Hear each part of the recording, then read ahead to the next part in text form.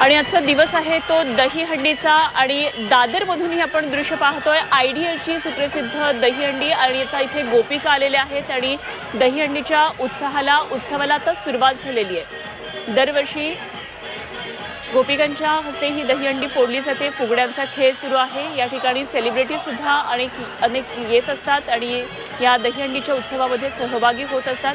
वेगवेगळी पथकं येऊन सलामी देऊन जातात आणि दादरच्या आयडियलच्या गल्लीतली ही महत्त्वाची एक दहीहंडी।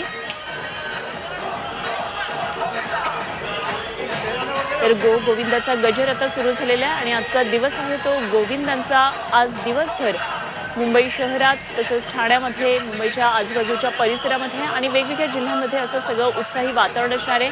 आज दहीहंडी आहे, आज दिवस गोविंदांचा आहे